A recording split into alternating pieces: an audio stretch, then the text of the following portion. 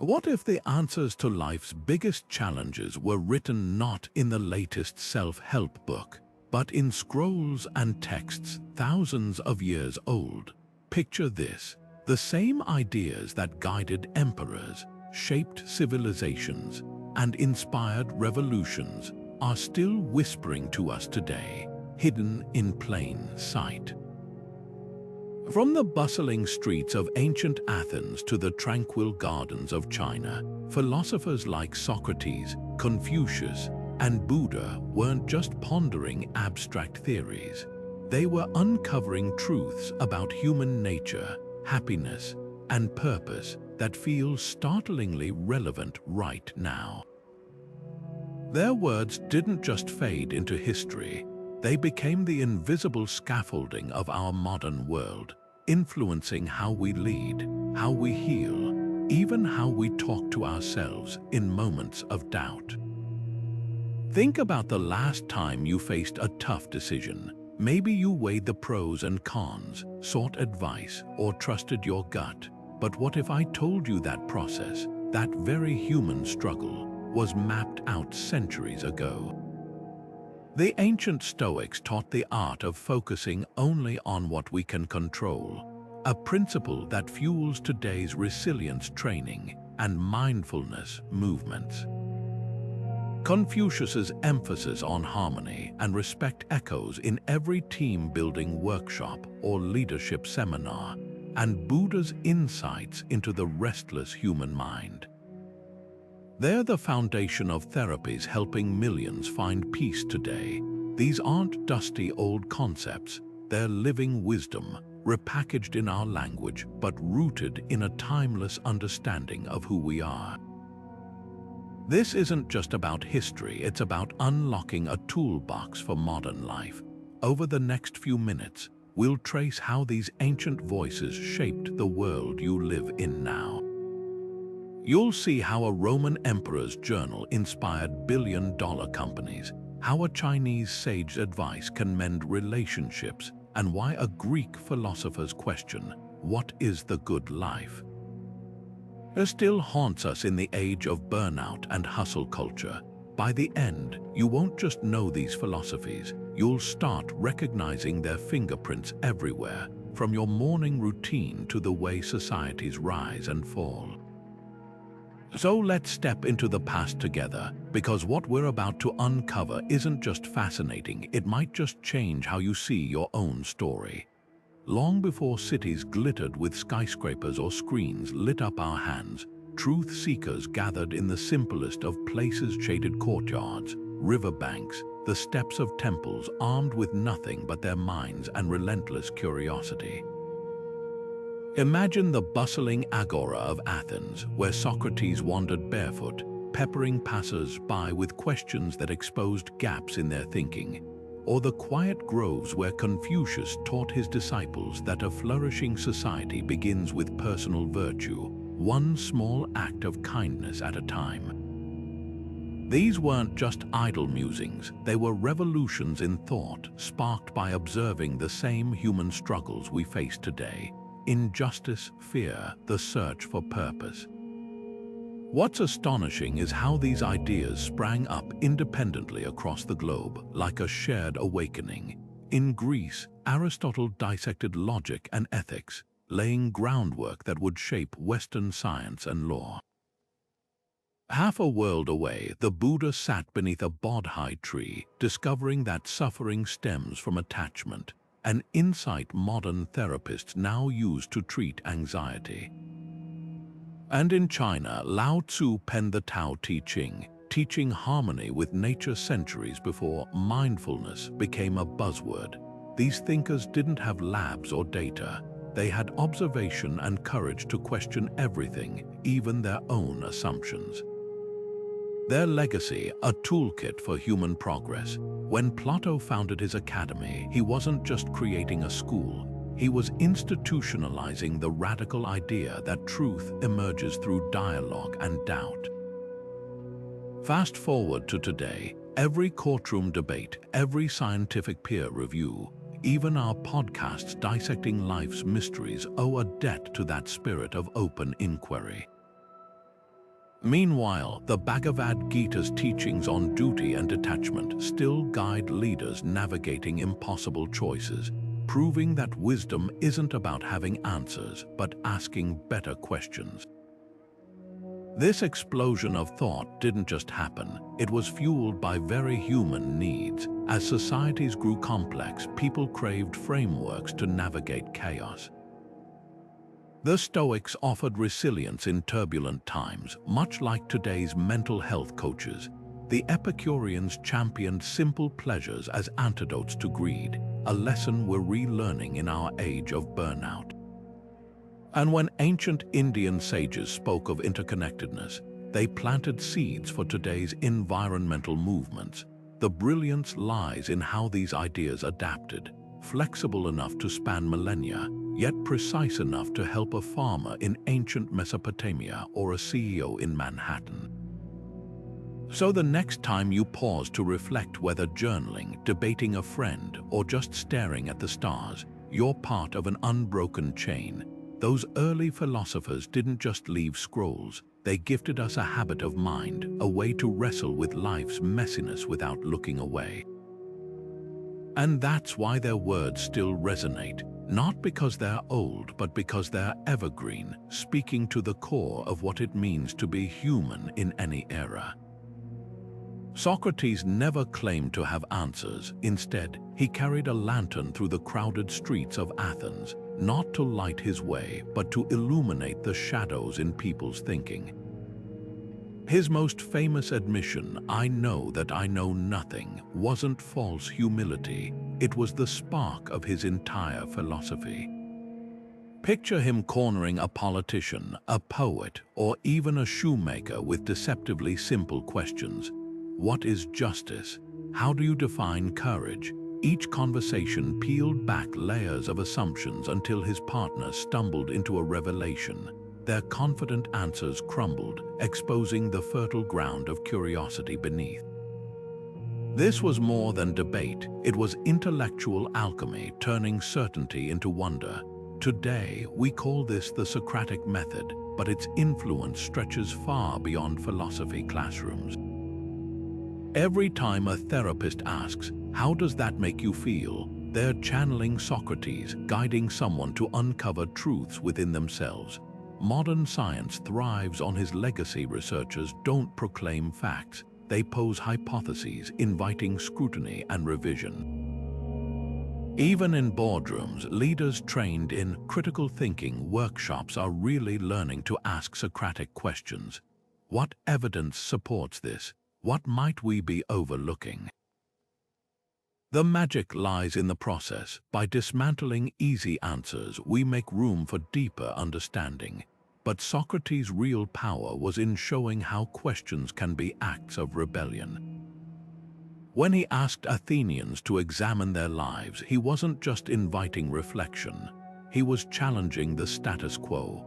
Authorities accused him of corrupting the youth because he taught them to think, not obey. That tension still resonates, from classrooms encouraging students to question textbooks to social movements demanding societies confront uncomfortable truths. The spirit of Socratic inquiry remains a catalyst for change. It's no accident that his trial and forced suicide by hemlock became a symbol of the cost and necessity of intellectual freedom. What makes his approach timeless is its accessibility. You don't need a degree or a podium to practice it. Imagine applying it to your next disagreement. Instead of arguing, ask, "What do you mean by that word?" Or, "How did you reach that conclusion?" Suddenly, a heated debate becomes collaborative exploration. That's why his student Plato called him the midwife of ideas. He didn't implant wisdom, he helped others give birth to their own. In an age of snap judgments and polarized certainties, Socrates' lantern still shines, reminding us that the path to wisdom starts with 3 humble words: "I don't know." Plato's cave isn't just a story, it's a mirror. Picture prisoners chained since birth, facing a blank wall, watching shadows flicker from a fire behind them. To them, those shadows are reality. Then one breaks free, stumbles into sunlight, and realizes everything they've ever known was an illusion. When Plato wrote this 2,400 years ago, he wasn't just spinning a tale. He was diagnosing a human condition we're still grappling with today. Think about your own life for a moment. How much of what you believe about the world comes from second-hand shadows, headlines, social media feeds, the curated versions of reality others present? The allegory's genius lies in its timeless question: how do we know what's real? Fast forward to now, and Plato's cave feels eerily prophetic. Social media algorithms. They're the modern fire casting shadows tailored to our biases.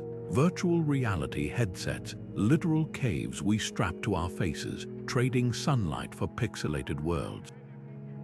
Even the news cycle operates like those chains, keeping us fixated on fleeting dramas while deeper truths go unseen. But here's where Plato's warning becomes urgent. The prisoners weren't just wrong, they fought the freed one who tried to tell them. Sound familiar? Today, we call it confirmation bias, the instinct to reject anything that challenges our comfortable illusions. Yet the allegory isn't about despair, it's a roadmap. Plato's cave teaches that enlightenment isn't a gift, it's a grueling journey. The freed prisoner's eyes burn in the sunlight, just as truth often stings before it liberates. That's why philosophers like him valued dialectic, the back and forth wrestling with ideas, because truth isn't found in echoes, but in the friction of disagreement. Modern science operates the same way. Peer review is essentially peers dragging each other out of intellectual caves. And when you fact-check a viral post or question a long-held belief, you're replaying Plato's allegory in real time. What makes this ancient metaphor endure isn't its doom and gloom, but its quiet optimism. The cave isn't a life sentence, it's a challenge. Every time we cross-reference sources, seek out opposing viewpoints, or just pause to ask, could I be wrong? We're taking steps toward the light. Plato knew something we often forget. Reality isn't something we see, it's something we seek. Aristotle watched wrestlers train in the Athenian gymnasium, not just to admire their strength, but to understand something deeper. The precise moment when effort tipped into exhaustion, when discipline became obsession. What he saw there became the foundation of one of philosophy's most practical ideas, the golden mean. Picture a tightrope walker. Lean too far left, they fall. Too far right, the same. But that narrow space between, that's where grace happens. Aristotle realized human virtue works the same way, not as a destination, but as a constant recalibration. Courage isn't the absence of fear, it's the midpoint between charging blindly into danger and shrinking from every risk.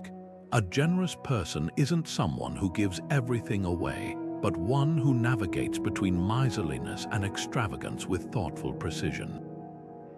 This ancient insight pulses through modern life in ways we rarely notice. Cognitive behavioral therapy teaches clients to challenge all or nothing thinking, a direct descendant of Aristotle's middle path. When a CEO balances innovation with stability, or a parent blends discipline with compassion, they're unwittingly practicing the golden mean. Even wellness culture echoes it. Sleep experts warn against both deprivation and oversleeping. Nutritionists advocate neither deprivation nor indulgence, but the elusive sweet spot in between.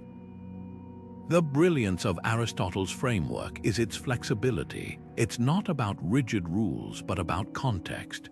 The right amount of assertiveness in a boardroom differs from a dinner party, just as the courage to speak up varies between confronting injustice and weathering minor annoyances. Yet here's where Aristotle surprises us. The mean isn't mathematical. It's not the exact midpoint between extremes, but the shifting point of harmony unique to each situation and person. Imagine two friends preparing for a marathon. One overtrains, risking injury, the other underprepares, guaranteeing failure. The golden mean for each lies in different places. The naturally cautious athlete might need to push harder, while the impulsive one benefits from restraint. This nuance makes the concept endlessly adaptable. Modern coaches use it when tailoring training plans, just as teachers apply it when balancing rigor with support for diverse students. What makes the golden mean revolutionary is its rejection of perfection. Aristotle knew humans wobble, we veer toward excess or deficiency, then correct course. That's why his ethics focused on habits, not commandments. You don't achieve balance by never stumbling, but by recognizing the tilt and adjusting. Today's habit tracking apps and mindfulness practices are essentially tools for this ancient calibration. When you pause before reacting angrily or check an impulse to people please, you're conducting a personal experiment in Aristotelian virtue. The goal isn't to never err, but to err skillfully, to notice when you're drifting toward either extreme and gently steer back toward center. Perhaps the most striking modern application lies in how we navigate digital life. Social media tempts us toward two poles: total disconnection or compulsive scrolling. Aristotle would urge us to seek the mean engagement that enriches without consuming us. Similarly, political discourse often fractures into opposing shouting matches, while the golden mean suggests the harder but more fruitful path of listening deeply while speaking honestly. This isn't compromise for its own sake, but the recognition that truth, like virtue, rarely lives at the extremes. Aristotle's genius was in framing morality as a skill, like playing the flute or building a chair. You wouldn't expect to master an instrument overnight, yet we often berate ourselves for not being perfectly virtuous immediately. His philosophy invites us instead to see ethical growth as a lifelong practice, one misstep, one correction, one small step closer to balance at a time. In a world that glorifies extremes, overnight success stories, crash diets, toxic productivity, the quiet wisdom of the golden mean offers something radical: permission to be human, to adjust and readjust, forever dancing on that tightrope between too much and too little. Confucius once stood by a river and remarked how it flowed ceaselessly day and night, not just observing nature, but offering a lesson about human life. His teachings weren't abstract theories, they were practical instructions for living in harmony with others, grounded in the belief that societal peace begins with individual character. Imagine a pebble dropped into still water. The ripples spread outward just as one person's integrity or lack of it echoes through families, communities, and nations. This simple yet profound idea that moral order starts with the self became the bedrock of East Asian cultures for millennia and now whispers urgently in our globalized world's ear. At the heart of Confucian philosophy lies Ren, often translated as benevolence or humaneness. But it's more than kindness. It's the cultivated ability to see oneself in others, to treat a stranger's dignity as your own. Picture a teacher who stays late to help a struggling student, not for praise, but because it's simply the right thing to do. That's Ren in action, a quality Confucius believed could be practiced like a craft, refined through daily interactions. Modern psychology confirms this. Studies on prosocial behavior show how small acts of consideration create cascading effects, improving group cohesion. From Tokyo's spotless subway stations, where passengers instinctively tidy their seats, to Singapore's emphasis on social responsibility, Confucian values quietly shape behaviors millions take for granted. Hierarchy in Confucius's vision wasn't about oppression but mutual obligation. He likened society to a body. Each part has distinct functions, yet all rely on the others. A leader's authority isn't a license to dominate, but a duty to serve with wisdom and compassion. This idea reverberates in today's corporate leadership models. When a CEO takes a pay cut during hard times while protecting employees' jobs, or a manager mentors junior staff without expecting immediate returns, they're embodying Confucian, the principle of righteous conduct. Even the concept of servant leadership, now taught in business schools, mirrors his ancient insistence that true authority is stewardship, not control. Education for Confucius wasn't just about memorizing texts but shaping character. His classrooms had no standardized tests. Instead, students learned through dialogue, reflection, and emulating virtuous examples. Fast forward to 21st century Finland, where schools minimize exams and emphasize collaborative problem solving, or Silicon Valley firms that prioritize mentorship over rigid hierarchies, both unwittingly channeling Confucian pedagogy. The philosopher's famous saying, "Tell me and I forget, show me and I may remember, involve me and I understand," anticipates modern educational research on active learning by 2,500 years. Yet Confucius's most enduring insight might be his emphasis on lie, ritual, or propriety. These weren't empty formalities, but the grease that keeps social wheels turning smoothly. Think of how a heartfelt thank you note strengthens a relationship, or how Japanese tea ceremonies turn simple acts into mindfulness practices. In an age of rushed emails and fractured attention, Lai reminds us that how we do things matters as much as what we do. When a nurse takes an extra moment to explain a procedure with care, or neighbors resolve disputes through mediation rather than lawsuits, they're practicing this ancient art of harmonious interaction. The modern world often mistakes harmony for uniformity, but Confucius offered a wiser path. His vision accommodates disagreement like instruments in an orchestra. Each voice maintains its distinct tone while contributing to a greater whole. From international diplomacy to workplace teams, this model proves its worth. When Singapore blended free market economics with communitarian values to become a global powerhouse, or when South Korea's Han culture of shared resilience helped it rebound from crises, both demonstrated Confucian adaptability. Even the United Nations Sustainable Development Goals, with their balance of individual rights and collective responsibility, echo his holistic worldview. What makes Confucius's teachings startlingly relevant isn't their antiquity, but their realism. He didn't demand perfect people, just diligent practice, like a musician rehearsing scales daily. In our polarized times, his focus on small, consistent acts of respect offers a quiet antidote to grand but empty gestures. Whether it's a tech CEO modeling ethical AI development or a parent teaching children to resolve playground conflicts with empathy, these aren't just personal choices. They're threads in the larger fabric Confucius envisioned, where societal harmony isn't imposed from above, but woven patiently, one virtuous choice at a time. Lao Tzu watched the river carve through stone not with brute force, but with persistent patience, a lesson in Wu Wei, the art of doing by not forcing. Picture a bamboo stalk bending in a storm while rigid oaks snap.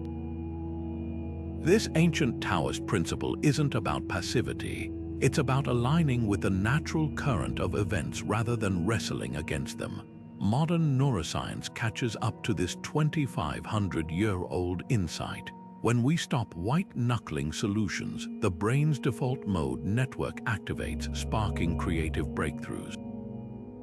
That aha moment in the shower, that's Wu Wei in action. The mind solving problems when we stop trying so hard. Consider how this plays out in daily life.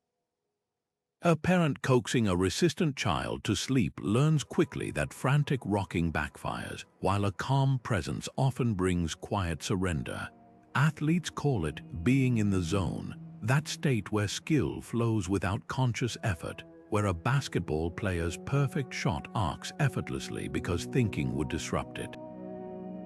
Even Silicon Valley embraces Wu Wei through agile development. where rigid 5-year plans give way to iterative adaptation, much like water finding its path around obstacles.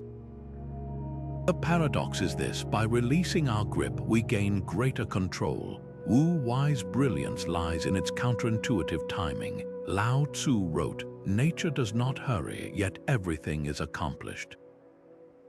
Modern productivity gurus repackage this as deep work or monotasking, the recognition that frantic multitasking drains effectiveness. A surgeon doesn't rush a precise incision. A musician doesn't force the rhythm. In leadership, Wu Wai manifests as the ability to step back, allowing teams space to innovate rather than micromanaging every detail. Google's famous 20% time, where employees pursue passion projects, yielded innovations like Gmail not through top-down mandates, but by creating conditions for organic creativity. Yet Wu Wai isn't an excuse for laziness, it's strategic non-interference. Think of a gardener who doesn't yank seedlings upward but provides water, sunlight, and space, trusting growth to unfold. Therapists apply this when sitting with a client's silence instead of rushing to fill it, knowing breakthroughs come in unguarded moments. Even conflict resolution benefits from Wu Wai. Forcing apologies breeds resentment, while creating space for genuine reflection often softens hearts. The Tao Te Ching puts it succinctly: "When I let go of what I am, I become what I might be." What makes this ancient idea urgently modern is its antidote to burnout culture. In a world obsessed with hustling, Wu Wai reminds us that rest isn't wasted time but necessary recalibration. The best ideas visit not during grind sessions but on walks, in dreams, in the spaces between effort. From Japanese forest bathing to the rise of digital detoxes, we're rediscovering that human potential thrives not under the lash of constant doing, but in the rhythm of action and surrender. Lao Tzu's water metaphor holds profound ecological wisdom too. In an era of climate crisis, Wu Wai asks us to work with nature's systems rather than dominate them, to mimic wetlands filtering pollution naturally rather than relying solely on energy-intensive solutions. The true test of Wu Wai comes when life resists our plans. The missed flight, the failed project, the unexpected illness. Do we rage against the current or adjust our sails? A pianist who stumbles mid-concert has two choices: fight to regain the lost notes with panicked force, or flow into the music from where they are. That choice between resistance and adaptability is Wu Wai in its purest form. It's no accident that Taoist monasteries bred martial arts like Tai Chi, where yielding becomes strength, where an opponent's force is redirected rather than met head-on. Perhaps Wu Wai's greatest gift is permission to trust the intelligence of unfolding processes. When we stop forcing friendships, they deepen naturally. When we cease obsessing over sleep, it comes. Modern psychology calls this the paradoxical intention. The harder we chase certain states, the more they elude us. Lao Tzu would nod knowingly. His verses warn that the stiff and unbending are disciples of death, while the flexible endure. In an age of polarized certainties, Wu Wai offers a third way, not inaction, but action that arises from alignment rather than ego, from reading the terrain rather than bulldozing through it. The next time you face resistance from a stubborn problem, a strained relationship, or your own restless mind, ask not how to push harder, but where the current might carry you if you stopped swimming upstream. Buddha sat beneath the Bodhi tree not to escape the world, but to understand it with startling clarity. His revelation, the Four Noble Truths, wasn't a spiritual abstraction. It was a clinical diagnosis of the human condition, one that modern psychology is only now catching up to. Picture this: a prince who abandoned riches to confront life's most uncomfortable question: why do we suffer? His answer resonates today because it wasn't about divine punishment or bad luck, but about the architecture of our own mind. That first truth, life contains suffering, seems bleak until you realize its power. It's not a condemnation, but a liberation from the exhausting pretense that happiness means avoiding pain. Therapists now call this radical acceptance, the practice of acknowledging discomfort rather than fighting it, a cornerstone of treatments for anxiety and depression. The second truth digs deeper. Suffering arises from tanha, craving, clinging, the endless chase for permanence in an impermanent world. Neuroscience illuminates this ancient insight with studies on the dopamine system, showing how our brains equate desire with reward, trapping us in cycles of wanting. Every time you refresh social media hoping for validation, or buy that fifth pair of sneakers chasing fleeting satisfaction, you're replaying Buddha's observation. But here's where it gets revolutionary. The third truth declares this cycle can be broken, not by amassing more, but by loosening our grip, a concept cognitive therapists echo when they teach clients to detach from self-defeating thoughts rather than wrestle them. And then comes the roadmap, the Eightfold Path, Buddha's pragmatic guide to living with wisdom and compassion. It's not a rigid doctrine, but a flexible framework: right view, right intention, right speech, all the way to right concentration. Modern applications abound. Right mindfulness birthed the meditation apps on your phone, but it's also in the surgeon pausing to center herself before an incision, or the teacher taking a breath before responding to a disruptive student. Right livelihood anticipates today's focus on ethical careers, urging work that doesn't harm others, a principle driving sustainable business movements and employee activism in tech giants. The most striking validation comes from labs studying brain scans of meditators. When monks practiced loving kindness meditation, fMRI machines lit up showing strengthened neural pathways for empathy, physical proof of Buddha's claim that compassion is a trainable skill, not just a vague ideal. Even his teaching on anatta, no permanent self, finds echoes in psychology's self as context model, which helps patients see their thoughts as passing weather rather than defining truths. But Buddha's genius was in democratizing enlightenment. Unlike philosophies locked in ivory towers, his insights were tools for farmers and kings alike. Today, that legacy lives in unexpected places.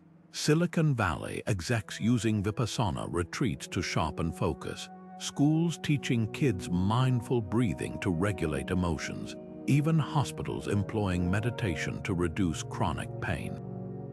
The Four Noble Truths endure not because they're ancient, but because they're archaeological unearthing truths about human nature that were always there, waiting to be seen. When you notice a craving arise for distraction, for approval, for control, and instead of acting, simply observe it dissolve, you're walking a path laid 2.5 millennia ago. The irony, in our hyper-connected age, we're finally quiet enough to hear what Buddha knew all along. Freedom isn't found in having what you want, but in no longer being owned by wanting. Marcus Aurelius woke each morning reminding himself of the day's inevitable challenges, not to dread them, but to prepare his mind like a city fortifying its gates. His private journal, never meant for publication, became the Meditations, a 2,000-year-old masterclass in mental resilience that now sits on the nightstands of CEOs and athletes alike. What makes Stoicism so startlingly modern isn't its austerity, but its radical practicality. The Stoics didn't just endure hardship, they developed a system for transforming obstacles into fuel, a toolkit that's been quietly repackaged in today's cognitive behavioral therapy, Navy SEAL training, and even startup culture. Take the Stoic practice of premeditatio malorum, the premeditation of evils. Seneca advised visualizing worst-case scenarios not to breed fear, but to disarm it.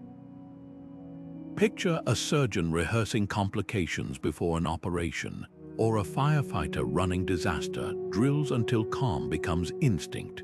Modern psychology confirms this. Exposure therapy for anxiety disorders works on the same principle, facing imagined fears to shrink their power. When a tech founder writes a pre-mortem predicting why their startup might fail, they're not being pessimistic. They're practicing Stoic preparation to spot vulnerabilities before they strike. Then there's the dichotomy of control. Epictetus's razor-sharp distinction between what we command, our judgments and actions, and what we don't, external events, others' opinions. This isn't passive resignation, it's strategic focus. Cognitive therapists teach clients to identify cognitive distortions, the exact mental traps the Stoics mapped centuries ago. A quarterback who shakes off a bad interception by focusing only on the next play, or a nurse managing ICU chaos by zeroing in on the patient in front of her, both embody this ancient wisdom. Silicon Valley's focus on the process, not outcomes mantra, pure Stoicism in a hoodie. What's often missed is how joyful Stoicism could be. When Marcus Aurelius wrote, "The obstacle is the way," he wasn't advocating grim endurance, he was pointing to adversity as a gym for the soul. Modern athletes get this. A marathoner hitting the wall doesn't collapse. She leans into the discomfort, knowing it's reshaping her limits. Psychologists call this stress inoculation, but the Stoics had a better term, amor fati, love of fate. It's the art of embracing life's bumps not as nuisances but as teachers. Stoicism's modern revival isn't about memorizing Latin maxims. It's about applied psychology. Ryan Holiday's best-selling books repackage Epictetus for entrepreneurs. The U.S. Army's comprehensive soldier fitness program trains recruits in Stoic-inspired emotional regulation. Even the mindfulness apps on your phone owe a debt to Seneca's letters on taming the restless mind. The through line is universal. Life will storm and shake us, but we choose whether to build shelters or windmills with the same gale. Perhaps the most subversive Stoic idea is that tranquility isn't found by avoiding chaos, but by developing an inner citadel no external storm can breach. When a doctor delivers bad news with steady compassion, or a parent models calm during a family crisis, they're proving Marcus Aurelius right that the soul dies itself with its own thoughts. In an age of outrage algorithms and perpetual distraction, Stoicism offers an antidote, not control over the world, but mastery over our attention. The next time frustration bubbles up, a delayed flight, a rude comment, a failed plan, try this ancient hack. Ask not, "Why is this happening to me?" but "What can this teach me?" That subtle shift, that's 2 millennia of wisdom distilled into one transformative question. Epicurus strolled through his garden not in search of wild revelry, but the quiet hum of genuine connection, a radical notion then and now. While his name became synonymous with indulgence, the truth flips the stereotype. This ancient philosopher championed pleasures so simple they border on subversive today. Imagine swapping the frenzy of Black Friday for an afternoon of shared bread and conversation, trading the dopamine hits of social media likes for the steady warmth of trusted friendships. That's Epicureanism in its purest form, a philosophy that mistrusts extravagant desires not out of austerity, but because they often mask deeper hungers. Modern neuroscience backs him up. Studies on hedonic adaptation show how new possessions or status quickly lose their luster, while experiences and relationships compound in satisfaction over time. The garden where Epicurus taught wasn't just a classroom, it was a living manifesto. Residents grew their own food, debated ideas without pretension, and practiced gratitude for what we'd now call enough. His famous triad friends, freedom and reflection, reads like an antidote to 21st century burnout. When Danish researchers identified hygge as a key to happiness, cozy gatherings, candlelight, presence over productivity, they unknowingly revived Epicurean principles.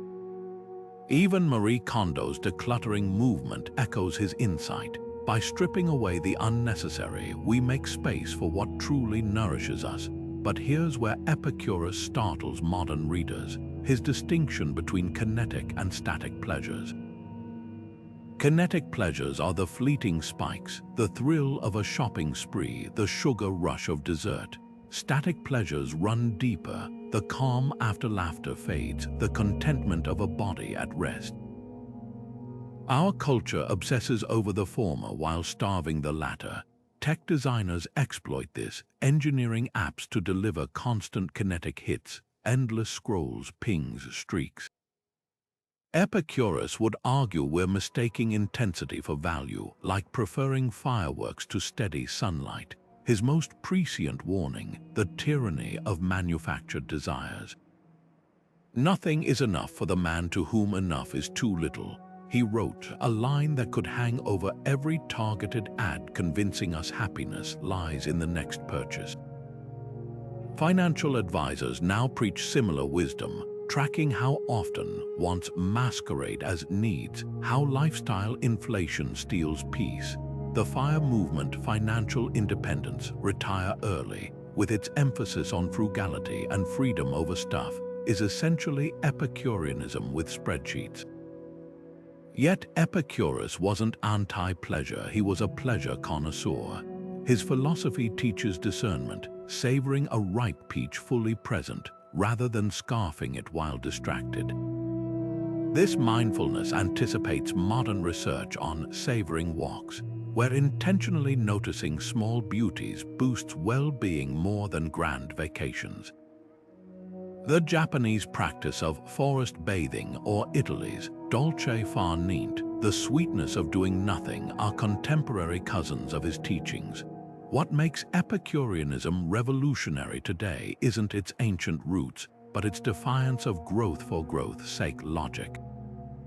In a world where GDP measures everything except what makes life worthwhile, his garden whispers a radical question: what if happiness isn't about acquiring more, but about fully inhabiting what you have? When a CEO steps down to reclaim family time, or a Gen Z worker rejects hustle culture for quiet quitting, they're channeling Epicurus's insight that the greatest luxury isn't excess, it's peace. The real test comes when we apply this to digital life. Epicurus warned against empty desires, those cravings stoked by comparison and artificial lack. Instagram envy, FOMO, the pressure to curate a perfect life, all would strike him as traps. Digital minimalists who limit screen time to protect real-world connection are practicing neo-Epicureanism, prioritizing static joys over the kinetic churn of online drama. Perhaps his most enduring legacy is the recognition that philosophy belongs in daily life. Epicurus didn't want disciples who memorized texts, but students who baked bread together, debated under olive trees, and learned to distinguish between pleasures that hollow us out and those that fill us up. In an age of abundance that somehow leaves us hungry, his garden gate remains open, inviting us to trade the exhausting pursuit of more for the quiet revolution of enough. Walk into any courtroom during law school training, and you'll witness a peculiar ritual: a professor grilling a nervous student with rapid-fire questions about hypothetical cases. What if the defendant had acted earlier? How would you distinguish this precedent? This isn't hazing. It's the Socratic Method in action, the same technique Socrates used on Athenian streets, now sharpening legal minds. But its reach extends far beyond courtrooms. Silicon Valley's brightest startups use it to dismantle assumptions during product development, while therapists employ gentle Socratic questioning to help clients reframe self-defeating thoughts. At its core, this ancient approach solves a very modern problem: How to think, not what to think, a distinction education systems worldwide are finally prioritizing. The magic lies in its deceptively simple structure. Instead of delivering answers, the teacher or colleague or coach poses carefully sequenced questions that expose gaps in understanding. Imagine a middle school science class debating why leaves change color. A traditional lecture might list pigment breakdown and chlorophyll production. But a Socratic approach starts with, "What do you notice about autumn leaves?" followed by, "Why might trees decide to shed them?" Students hypothesize, challenge each other, and ultimately uncover the biological mechanisms themselves. Research shows this method boosts retention rates by up to 60% compared to passive listening, because wrestling with ideas builds cognitive muscle memory. Tech giants have quietly co-opted this ancient tool for innovation. At Amazon, meetings begin with participants silently reading a 6-page memo, no flashy slides followed by Socratic-style interrogation of its logic. Jeff Bezos credited this practice with forcing deeper analysis, calling it the smartest thing we ever did. Similarly, design thinking workshops use 5 whys, a technique tracing back to Socrates, to drill past surface problems. When Airbnb realized bookings were dropping, they didn't just tweak ads, they asked, "Why do guests hesitate? Then, why does that concern arise?" 5 layers deep, uncovering a fundamental trust issue they solved with verified photo ID. What makes this method so adaptable is its scaffolding effect. Like training wheels for the mind, it provides structure while leaving room for discovery. Medical schools now use it in case-based learning, where students diagnose hypothetical patients through guided questions rather than memorizing textbooks. A professor might present symptoms, then ask, "What else do you need to know?" prompting learners to request lab tests or family history, just as a practicing physician would. This bridges the notorious gap between theory and real-world application. One reason Socratic-trained doctors show 34% higher diagnostic accuracy in studies. Critics argue it's too time-intensive for standardized curricula, but that misses the point.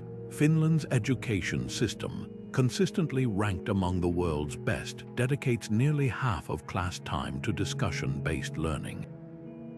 Their students outperform peers on collaborative problem-solving tests because Socratic dialogue nurtures intellectual humility, the ability to say, "I might be wrong," a trait LinkedIn lists among the top 5 skills employers seek. Even chatbots are getting in on the act. AI tutors like Conmago use Socratic questioning to guide math students towards self-correction rather than handing out answers. The ultimate testament to its power, the Socratic method thrives where traditional teaching fails. Juvenile detention centers from Chicago to Sydney report dramatic behavioral shifts when at-risk youth engage in philosophy for children sessions, a program built on Socratic circles. One participant previously expelled for fights told researchers, "For the first time, adults weren't telling me what to think, they cared what I thought." That's the hidden superpower of this ancient technique. It doesn't just build better thinkers, it builds more engaged humans. In an era drowning in information but starved for wisdom, reviving Socrates' lantern might be the most futuristic choice we can make. Karma isn't mystical fate, it's the universe's most meticulous accountant, keeping track of every action, word, even intention, with the precision of a quantum physicist. This ancient Hindu-Buddhist principle, often oversimplified as "what goes around comes around," operates more like compound interest in the bank of existence. Small choices accrue over lifetimes, shaping circumstances as predictably as seeds determine harvests. Modern psychology confirms this intuition. Our brains wire themselves through repeated behaviors, creating neural pathways that reinforce habits, good or bad. Every time you resist procrastination or succumb to anger, you're not just making a choice, you're casting a vote for the person you're becoming. Consider how this plays out in daily life. A student who disciplines herself to study daily builds not just knowledge, but the mental muscle of focus. Years later, when her peers struggle to concentrate amid distractions, she thrives not because of luck, but because her past actions wired her brain for deep work. The same mechanism works in reverse. Chronic complaining strengthens neural circuits for negativity, making pessimism a default setting. Therapists call this neuroplasticity, but the Bhagavad Gita described it millennia ago. As a man sows, so shall he reap. The gap between ancient wisdom and modern science isn't as wide as we think. Karma's brilliance lies in its multidimensional accountability. Unlike simplistic notions of cosmic justice, it acknowledges that actions ripple outward, touching families, communities, ecosystems. A farmer switching to organic methods might see lower yields initially, but over decades his soil regenerates, his community's health improves, and his grandchildren inherit fertile land. This mirrors modern systems theory, where small changes in one part of a network can trigger cascading effects. Climate activists grasp this intuitively. Reducing your carbon footprint isn't just personal virtue, it's participating in a collective karmic shift toward planetary healing. Yet karma's most radical aspect is its insistence on intention. Two people might donate to charity, one for social media clout, another from genuine compassion.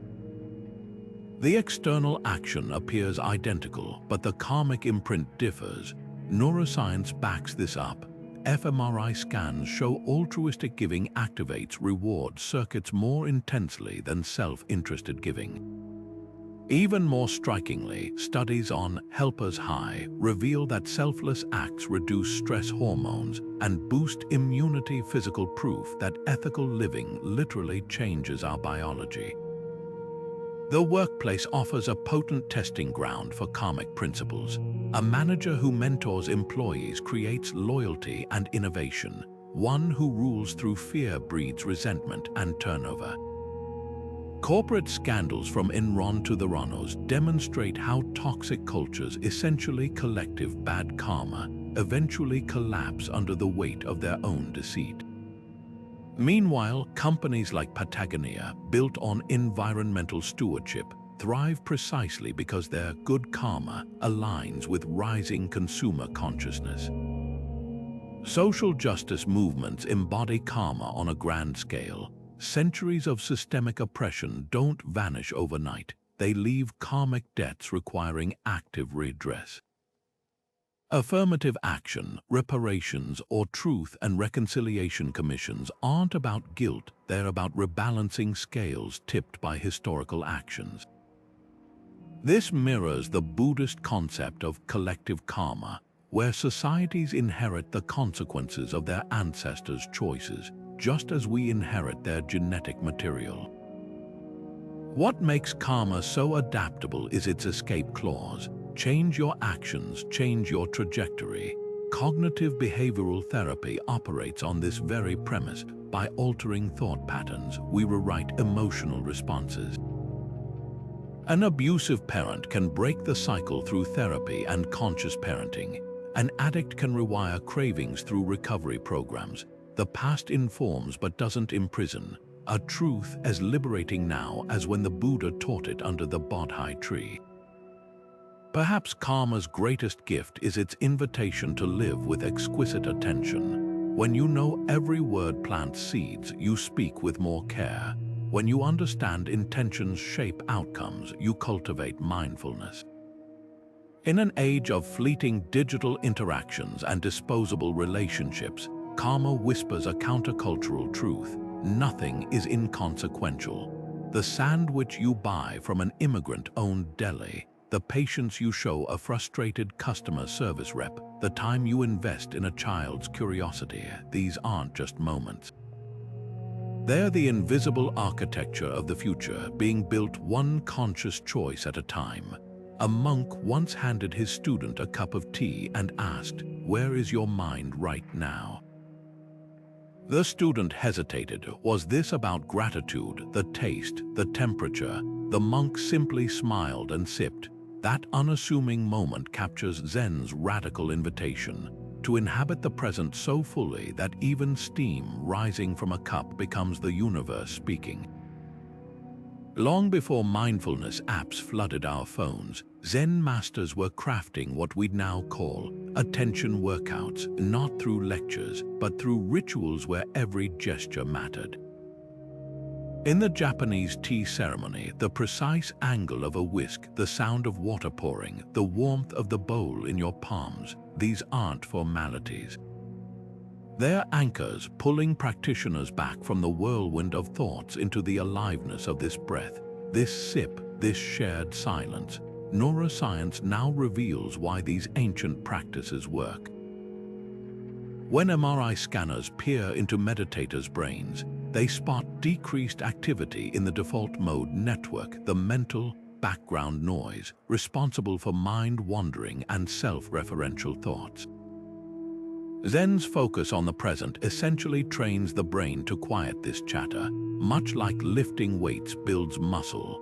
Studies on tea ceremony practitioners show lowered cortisol levels and heightened sensory awareness, proof that ritualized attention reshapes both mind and body. Even walking meditation, where monks place each foot with deliberate awareness, has been shown to enhance proprioception better than conventional balance exercises. Then there are koans, those baffling Zen riddles like, what is the sound of one hand clapping? These aren't puzzles to solve but scalpels slicing through habitual thinking. When a student wrestles with, "Show me your original face before your parents were born," logic short circuits, making space for direct experience beyond words. Modern psychology recognizes this as a cognitive disorientation technique, the same mechanism behind breakthrough therapy methods where clients confront paradoxes to shift rigid perspectives. Tech innovators apply similar principles in brainstorming sessions, using absurd prompts like, "How would a library work on Mars?" to jolt teams out of conventional ruts. What makes Zen's approach to presence so potent is its embrace of paradox. It's not about forcefully clearing the mind, but allowing thoughts to pass like clouds, noticed but not clung to. This mirrors the soft fascination concept in attention restoration theory, where gentle focus, like watching leaves sway, replenishes mental energy more effectively than either concentration or distraction. A programmer debugging code or a chef tasting a simmering sauce both tap into this state, fully engaged yet effortlessly absorbed. The modern world is finally catching up to Zen's urgency.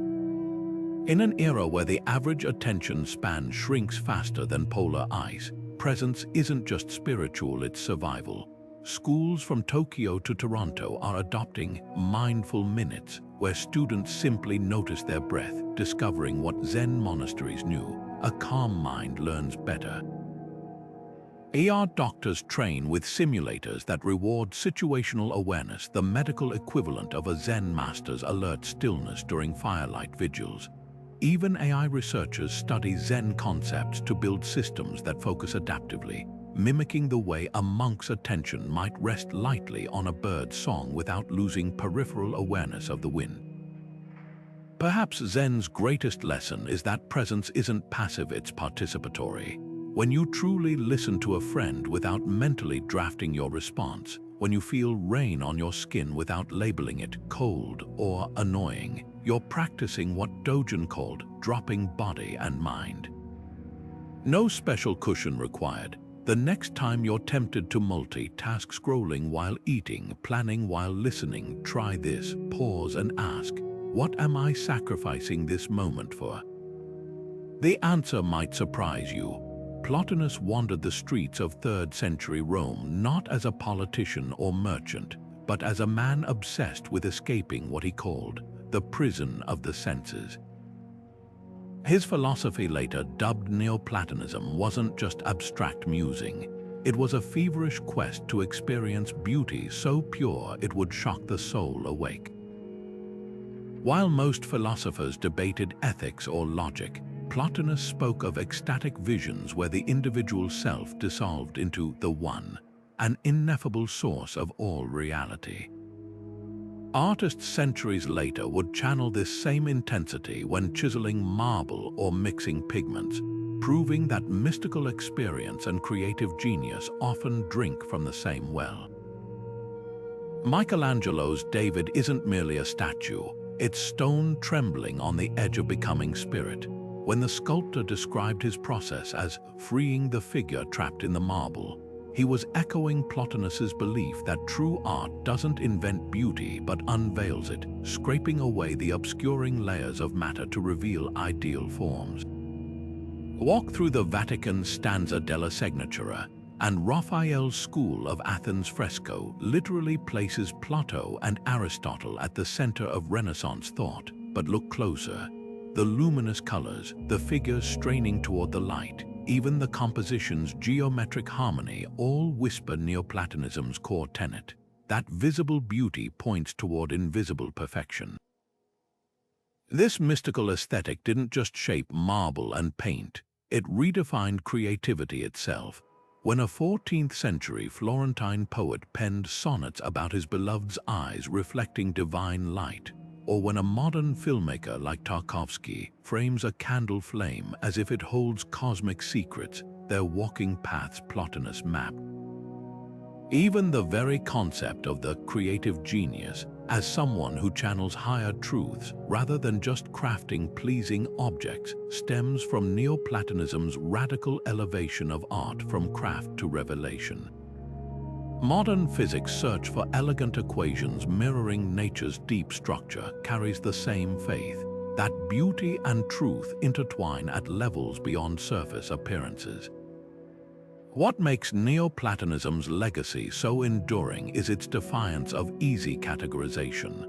It wasn't religion, yet it inspired mystical awakenings, not strict philosophy, but it shaped Western thought, not an art movement, yet it birthed masterpieces.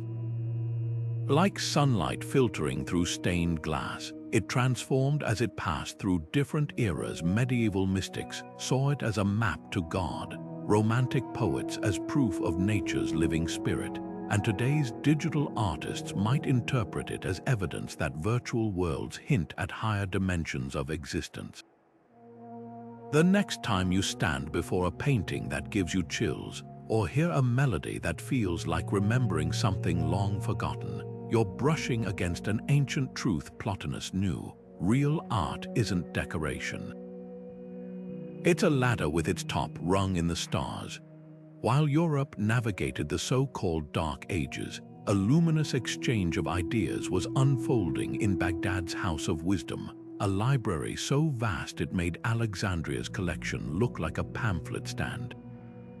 Here, scholars like Avicenna and Averroes weren't just preserving crumbling Greek scrolls.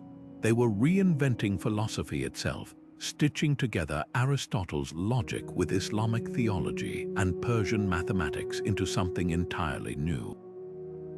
Picture this: Avicenna, a polymath who wrote medical textbooks still used in European universities 600 years later, arguing that the soul wasn't some mystical essence but a rational entity that could be studied, an idea that would later echo in Descartes' "I think, therefore I am." Meanwhile, Averroes was dismantling the wall between faith and reason, insisting that religious truth and scientific inquiry weren't enemies but twin paths to understanding. His commentaries on Aristotle became so influential that medieval Christian scholars simply called him the commentator, and Thomas Aquinas leaned heavily on his work to reconcile Christianity with classical thought. This intellectual ferment wasn't happening in isolation. The Abbasid Caliphate actively sponsored what we'd now call open-source knowledge, translating Indian, Persian, and Greek texts into Arabic, then improving upon them. Algebra wasn't just preserved, it was revolutionized by Al-Khwarizmi, whose name gave us the word algorithm. Optics advanced under Ibn al-Haytham's experiments with light and vision, which directly influenced Roger Bacon and the scientific method. Even the concept of clinical trials, now medicine's gold standard, traces back to these scholars' insistence on empirical verification over blind tradition. What made this era radical wasn't just the discoveries, but the methodology, a fearless blending of disciplines that would make modern academia's rigid silos blush. A physician like Avicenna saw no contradiction between dissecting cadavers, writing poetry, and debating metaphysics. All were facets of one unified pursuit of truth. The real bombshell, these ideas didn't stay in the Islamic world. Through trading hubs like Cordoba and Sicily, where Muslim, Jewish, and Christian scholars worked side by side, this enriched philosophy flooded into medieval Europe. Universities in Paris and Bologna devoured Averroes' Aristotle commentaries, sparking debates that laid the intellectual tinder for the Renaissance. When Frederick Roman II, Holy Roman Emperor and avid student of Arabic science, established his court in Sicily, he brought Islamic astronomers to challenge Ptolemy's models, foreshadowing Copernicus' revolution. The irony is rich. The very texts Europe had lost during its Dark Ages returned through Muslim scholars, polished and expanded, like gifts sent abroad only to come home bearing interest. Today, their legacy feels urgently relevant. In an age where cultural divides often seem unbridgeable, the Golden Age reminds us that progress thrives at intersections. The astrolabe, a Muslim invention built on Greek geometry, guided both Chinese navigators and Columbus ships. The number system we use daily, including zero's revolutionary concept, traveled from India through Baghdad to global ubiquity. Perhaps most poignant is the fate of Averroes' works, banned by conservative clerics in Andalusia for corrupting faith with reason, yet cherished by European monks who copied them meticulously in scriptoriums. Ideas, it seems, refuse to respect borders. They slip through cracks in walls, float across seas on parchment, and ignite minds far from their origins. What these scholars modeled wasn't just intellectual brilliance, but a radical openness. They didn't see Greek philosophy as foreign, to be rejected or swallowed whole, but as raw material to be refined, much like how Silicon Valley didn't invent transistors but remixed them into digital revolutions. When a modern physicist cites quantum principles while meditating on Buddhist concepts of interconnectedness, or when an AI ethicist draws on both Talmudic debates and Kantian ethics, they're walking the Same Chinese letter bridge Avicenna and Averroes built. The lesson isn't about who owns wisdom, but how knowledge grows when cultures cross-pollinate. After all, the compass didn't just help explorers navigate, it reminded humanity that progress often points toward the horizon where disparate traditions meet. For centuries, Europe's intellectual treasures lay hidden, not in vaults, but in plain sight, tucked away in monastery libraries where monks copied ancient texts by candlelight. Then came the Renaissance, a cultural earthquake triggered by a simple yet revolutionary act, rediscovery. When Byzantine scholars fleeing Constantinople's fall brought Plato's dialogues to Florence, it was as if someone had switched on a light in a darkened room. Suddenly, thinkers like Marsilio Ficino weren't just reading Plato. They were staging lively symposia where artists, scientists, and merchants debated ideas over wine, blurring lines between disciplines in ways that would make a modern innovation consultant weep with envy. At first glance, Leonardo da Vinci's notebooks seem like chaos anatomical sketches beside flying machines, geometry mingling with poetry. But this was no scatterbrained genius. It was the Renaissance mind in its purest form. Da Vinci didn't see art and science as separate realms, but as two lenses for examining the same divine craftsmanship. His famous Vitruvian Man isn't just a pretty drawing, it's a philosophical manifesto in ink, fusing Roman architect Vitruvius' proportions with first-hand dissections to explore what harmony means in flesh and stone. Modern T-shaped professionals, boasting depth in one field and breadth across others, they're unknowingly channeling Renaissance ideals. Then there's Erasmus, the rockstar scholar whose wit made philosophy accessible.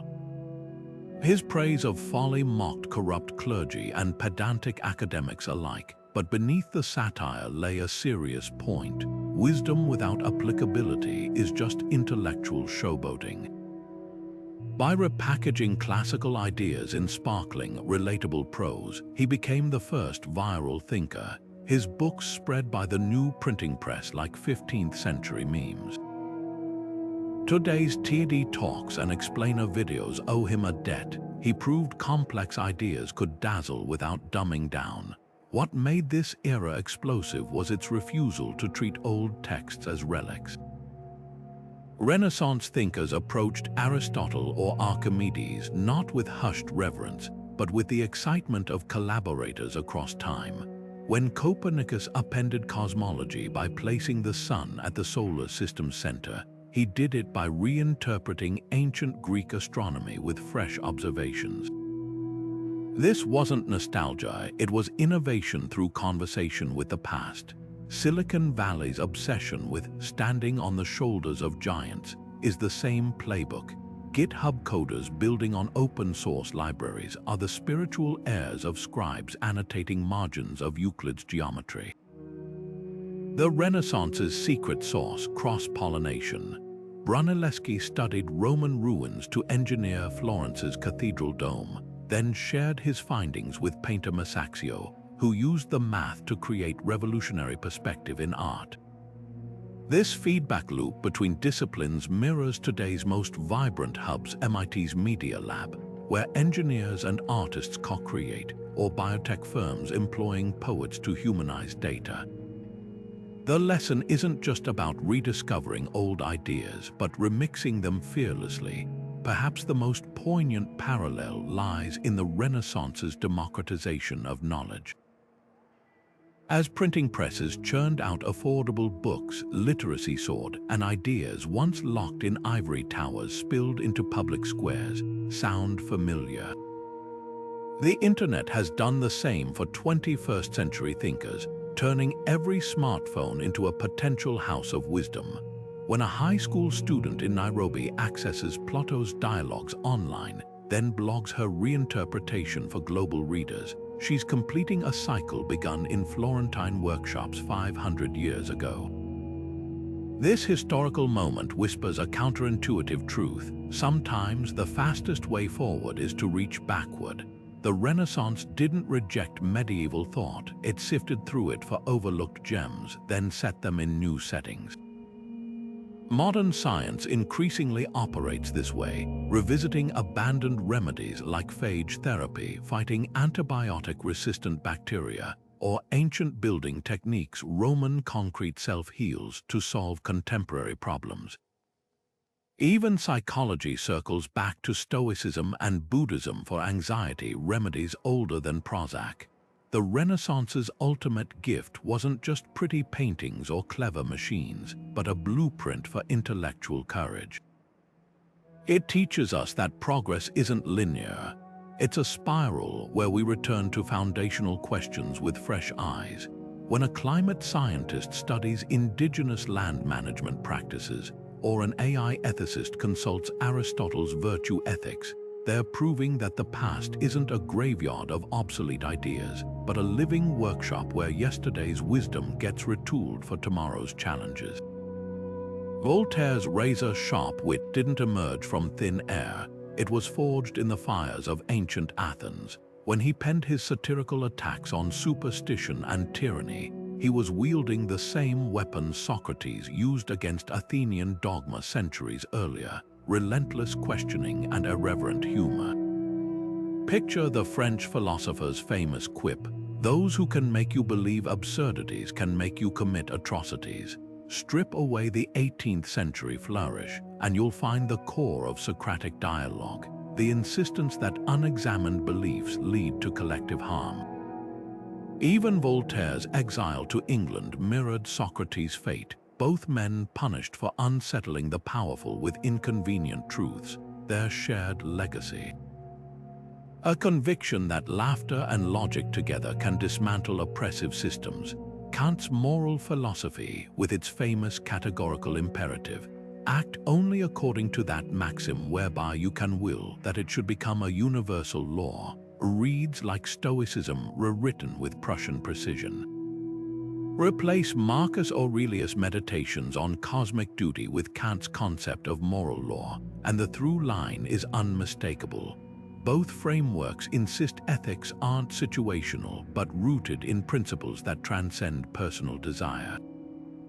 Modern human rights law carries this DNA. When the Universal Declaration of Human Rights asserts inherent dignity for all, it's applying Kant's Stoic-inspired vision at a global scale. The Enlightenment's signature faith in reason reveals its ancient pedigree most vividly in its conception of democracy.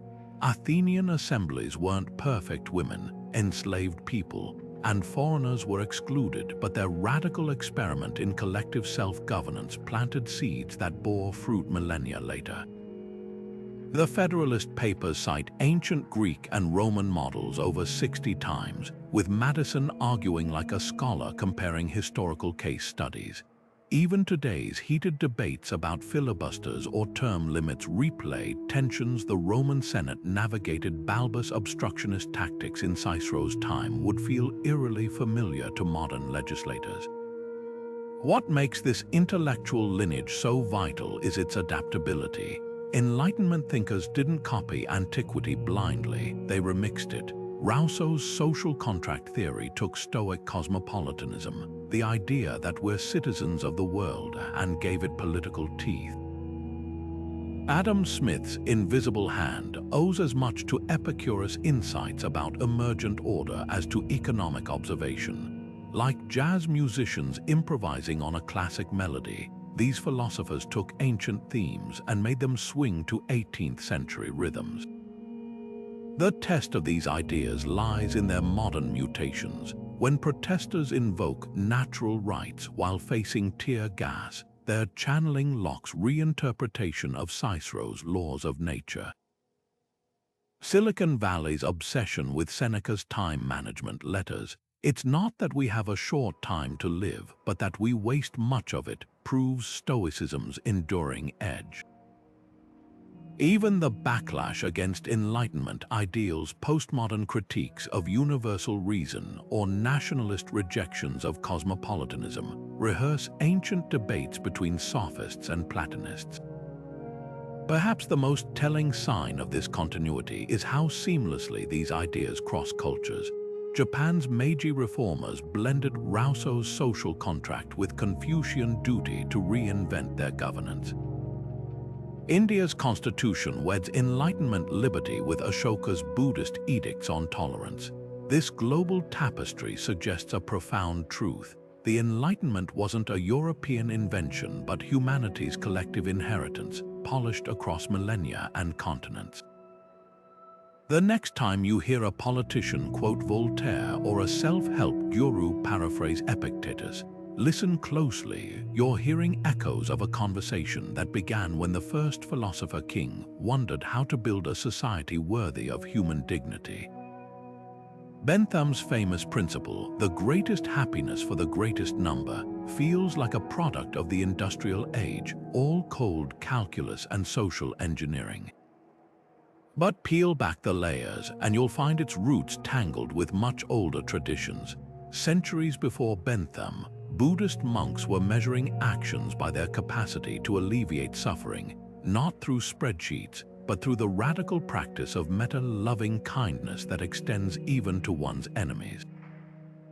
Imagine a Tibetan monk praying for the well-being of a scorpion about to sting him. That's utilitarianism stripped of bureaucracy, reduced to its most visceral form. does this choice reduce pain or multiply it?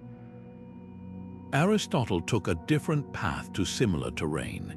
His concept of eudaimonia, often clumsily translated as happiness, wasn't about fleeting pleasure but the deep satisfaction of a life well lived. Picture a potter who loses track of time shaping clay, or a teacher whose heart lifts when a student grasps a difficult concept. That's flourishing in the Aristotelian sense, where individual fulfillment and communal good intertwine like vines. Modern positive psychology leans heavily on this ancient insight, with researchers like Martin Seligman arguing that true well-being comes from meaning and engagement, not just serotonin spikes. The tension between these approaches plays out in today's policy debates. When a government weighs free college tuition against tax cuts, it's replaying an old dilemma. Should happiness be measured in immediate relief, Bentham, or long-term human potential, Aristotle? Scandinavian nations lean toward the latter, funding robust social services that nurture citizen flourishing, while Silicon Valley technocrats often reduce happiness to dopamine-triggering app features. The Buddhist critique would challenge both. Are we addressing symptoms of suffering or its roots? Sustainability debates reveal these philosophical fault lines even more starkly. A pure Benthamite might justify clear-cutting forests if it brings jobs and cheap goods to many, until future generations pay the price. Aristotle would counter that true flourishing requires stewardship, not exploitation. Meanwhile, Buddhist economics, as practiced in Bhutan's Gross National Happiness Index, measures progress by ecological health and psychological well-being alongside GDP.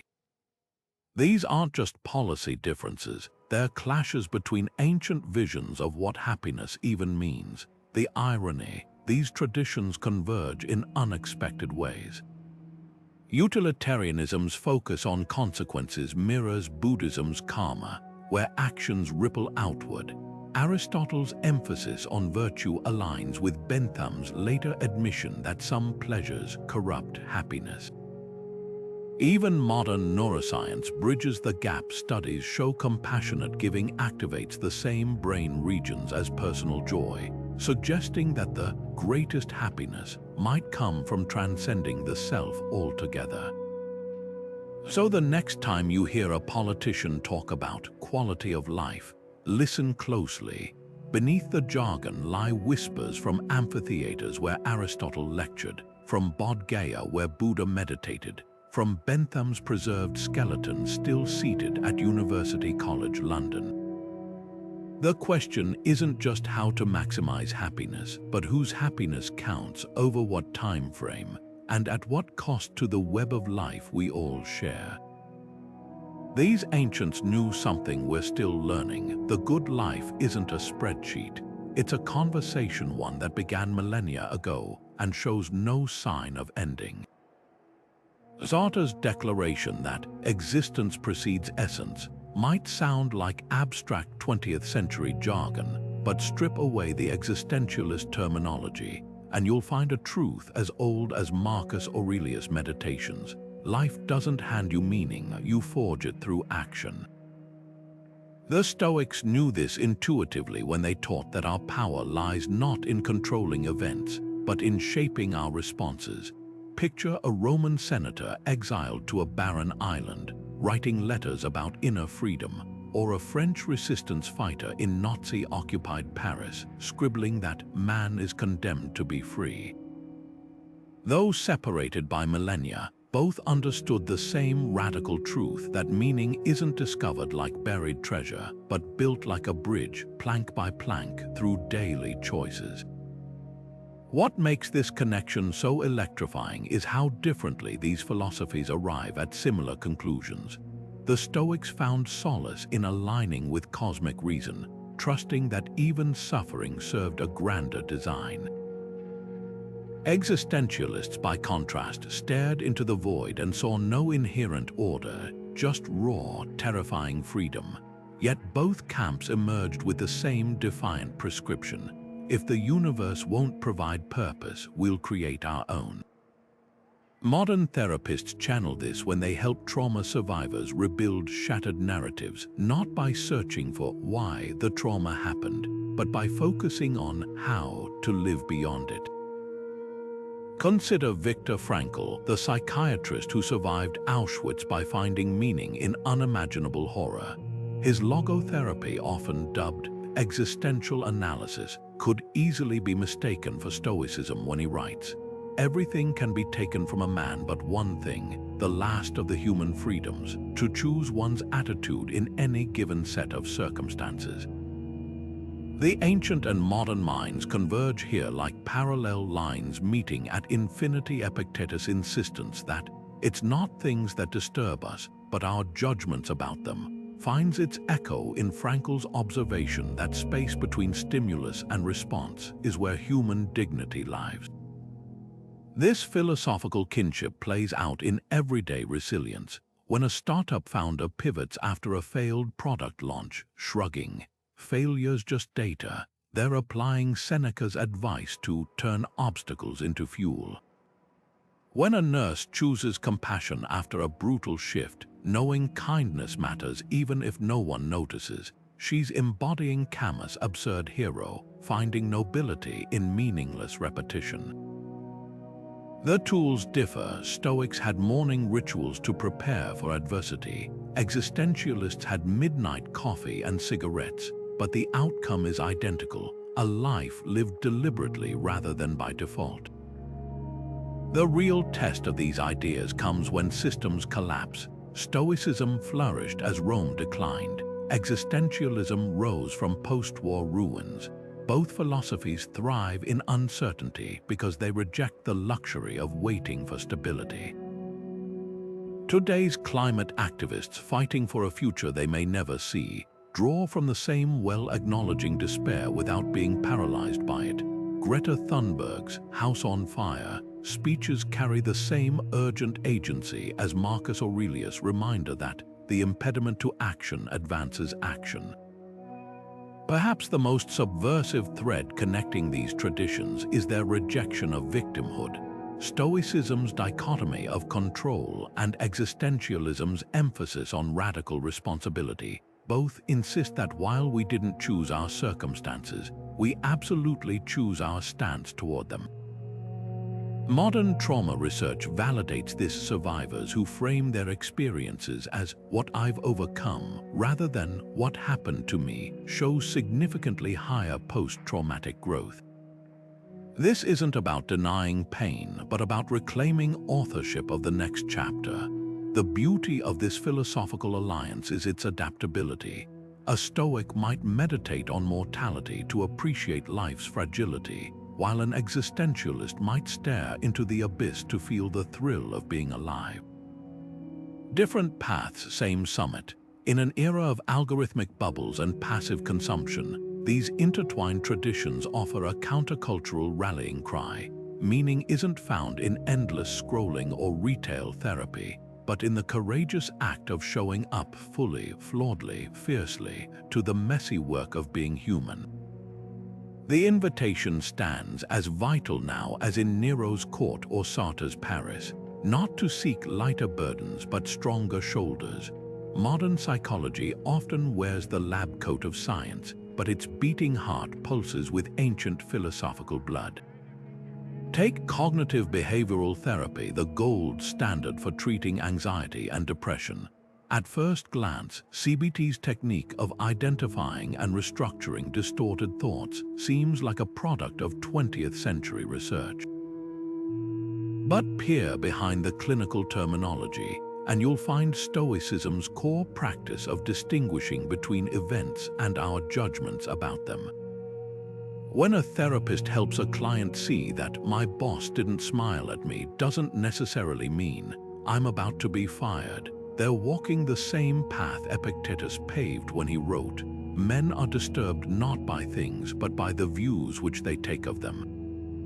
The worksheets and thought records used in CBT sessions, those are just systematized versions of the Stoics' daily self-examinations. where Marcus Aurelius would dissect his own reactions like a surgeon removing unhealthy tissue from the mind. Positive psychology's recent surge reveals an even more direct lineage to Aristotle's concept of eudaimonia. Martin Seligman's PERMA model, which identifies 5 elements of well-being including positive emotion, engagement, and meaning, could be ripped straight from the pages of the Nicomachean Ethics. Aristotle's insistence that happiness comes from exercising virtues rather than chasing pleasure finds modern expression in character strength assessments used by schools and corporations. Those workplace trainings on grit and growth mindset, they're essentially repackaging Aristotle's belief that excellence isn't an act but a habit, with a fresh coat of neuroscientific paint showing how repeated behaviors rewire our brains. Then there's Freud, often seen as psychology's radical break from tradition, yet his model of the psyche eerily mirrors Plato's chariot allegory from 2 millennia prior. Plato described the soul as a charioteer struggling to control 2 horses, one noble reason, the other wild appetite. Swap the chariot for Freud's ego, the noble horse for superego, and the unruly steed for ID, and you've got essentially the same map of internal conflict.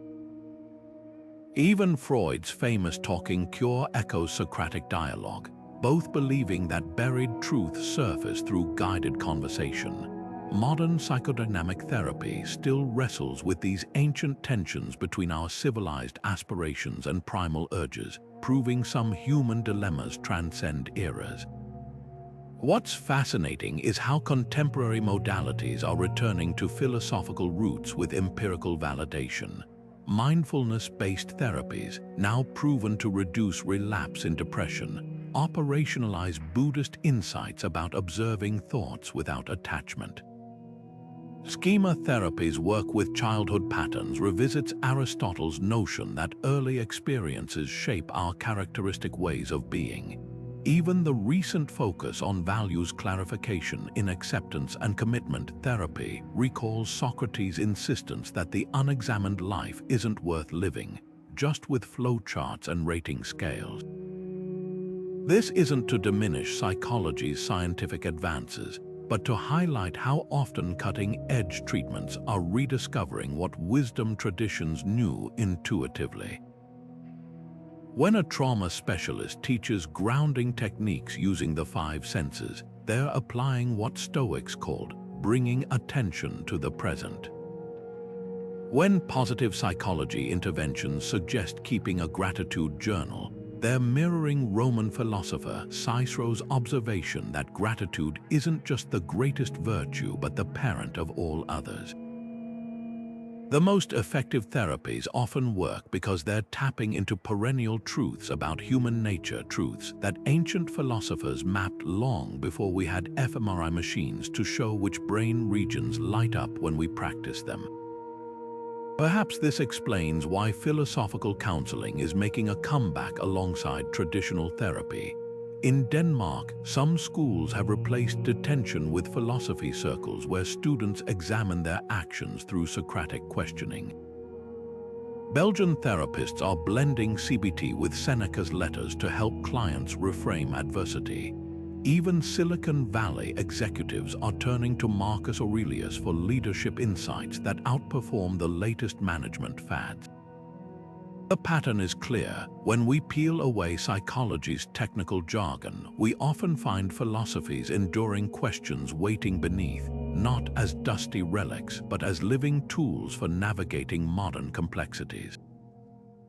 The next breakthrough in mental health might not come from a new drug or protocol, but from rediscovering how to ask better questions, the very skill those ancient truth seekers spent their lives perfecting. Marcus Aurelius ruled Rome at its zenith, yet his private journal reads like a modern CEO's leadership playbook.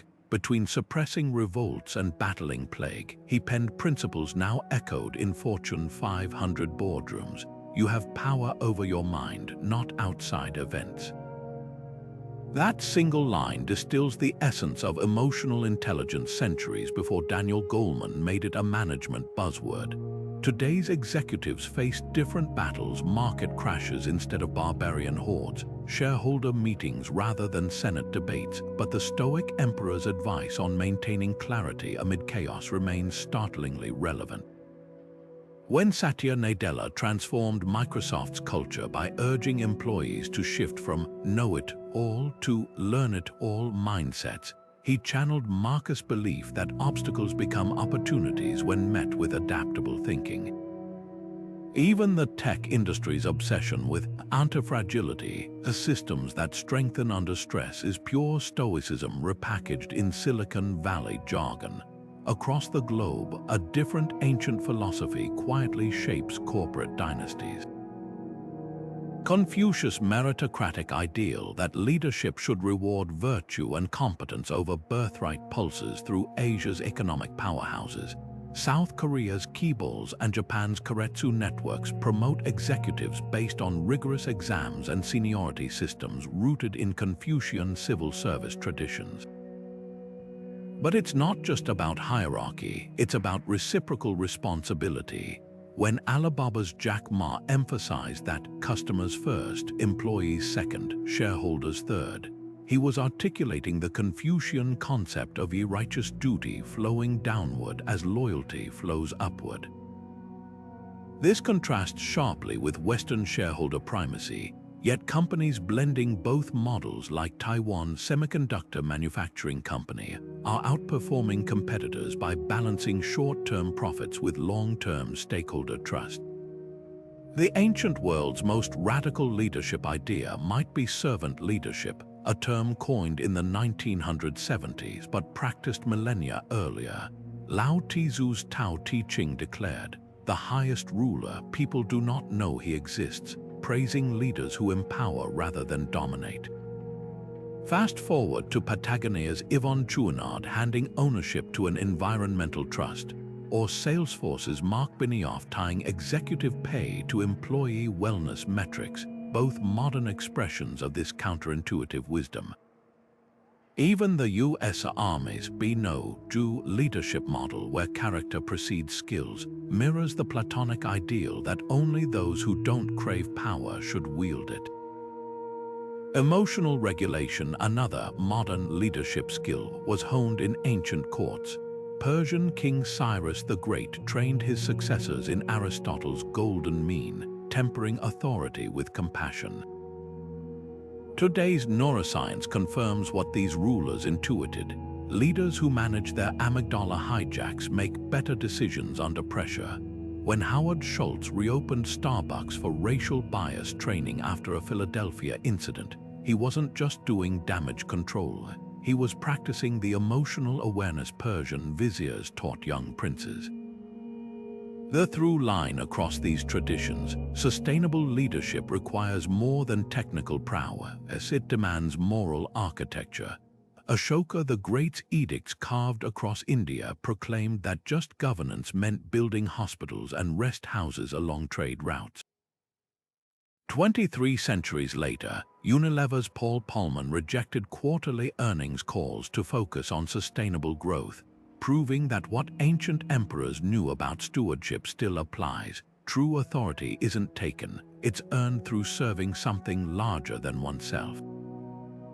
Whether it's a Stoic reminder to lead with virtue or a Confucian emphasis on leading by example, these time-tested principles endure not because they're old, but because they work. When the fads fade, the fundamentals remain.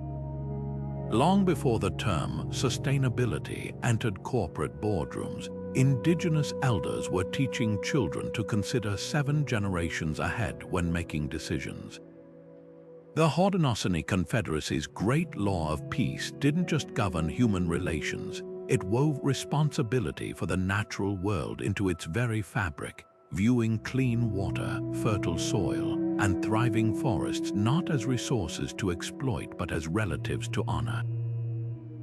This worldview wasn't unique to North America. In Australia, Aboriginal fire management practices burning land in small, controlled patches prevented catastrophic wildfires while promoting biodiversity. a technique modern firefighters are only now recognizing as superior to total suppression. These traditions shared a profound insight. Humans aren't separate from nature's web, but threads within it. Pulling one strand affects the whole tapestry. Taoist sages expressed similar wisdom through poetic paradox. Lao Tzu wrote, "Nature does not hurry, yet everything is accomplished," observing how ecosystems achieve balance through cyclical patience rather than forced control. Chinese landscape paintings weren't mere decorations. They were visual meditations on humanity's small but harmonious place within vast natural orders. The Tao Te Ching's advice to govern a great nation as you would cook a small fish, with gentle, minimal interference, could easily hang in today's environmental ministries as a reminder that stewardship requires restraint. Modern permaculture designers rediscovered this principle when they found that mimicking natural forest layers yielded more abundant harvests than monoculture farming's brute force tactics. What makes these ancient approaches so revolutionary is their rejection of the domination mindset that fueled both industrial progress and ecological crisis. Where Western philosophy often framed nature as something to conquer or improve, Francis Bacon's call to put nature on the rack, Indigenous and Taoist traditions saw it as a teacher.